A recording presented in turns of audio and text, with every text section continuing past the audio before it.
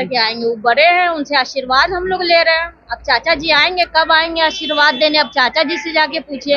हम लोग तो बाल बच्चे हैं, उनके आशीर्वाद मांग रहे हैं। रूडी जी बताएंगे ना। हाँ, गोलियां चलती है, चलती रहेंगी, तो रूडी जी से जवाब मांगिए। से प्रत्याशी और लालू प्रसाद यादव की बेटी रोहिणी आचार्य आज सिंगापुर के लिए रवाना हो रही थी। उस दौरान उन्होंने पटना एयरपोर्ट पर देश के प्रधानमंत्री नरेंद्र मोदी के ऊपर जोरदार हमला किया। लेकिन बड़ी बात यह है कि छपरा में एक बार फिर से गोलीबारी हुई है और यह बातें राजीव प्रताप रूढ़ी ने कहा था कि स्वाभिमान बचाने के लिए फिर से गोलियां चल सकती है। इस तरह की बातें रोहिणी आचार्य कहते हुए नजर आ रही हैं। उन्होंने कहा कि राजीव प्रताप रूढ़ी से इस बात को पूछना चाहिए कि उन्होंने कहा था कि गोली चली है और आगे भी गोलियां चलती रहेगी।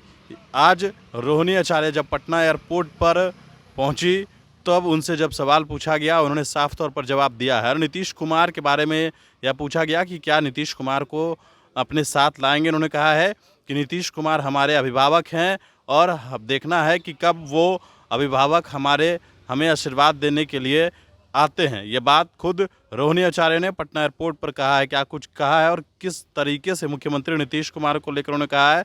तबीयत खराब है, सुनिए इस पूरे बयान को। छपरा में है, 2 लोगों को गोली मार दी गई है। तो वही तो हम बोल रहे, क्या रूडी जी बताएंगे ना। हाँ, गोलियां चलती है, चलती रहेंगी, तो रूडी जी से जवाब मांगिए।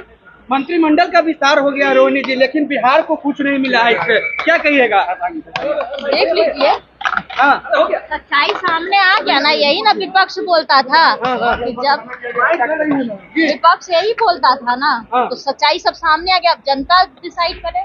जनता से इन्होंने कितना सारा वादा किया था, झूठे वादे किए थे, क्या हुआ? ठन गोपाल बना दिया ना फिर से। जनता को कुछ नहीं दिया, बिहार को।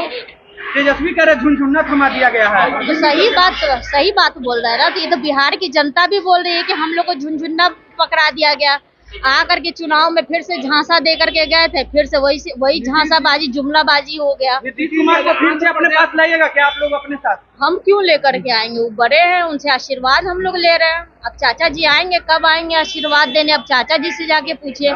हम लोग तो बाल बच्चे हैं, उनके आशीर्वाद मांग रहे हैं। आज भी आंध्र प्रदेश जा रहा था, लेकिन चंद्रबाबू नायडू जी मुख्यमंत्री शपथ में नहीं गए, शपथ ग्रहण में।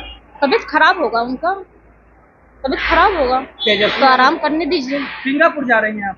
जा रहे अपने बच्चे लोग से मिलने के लिए, फिर 10 दिन के बाद आ रहे अपने सारण की जनता से।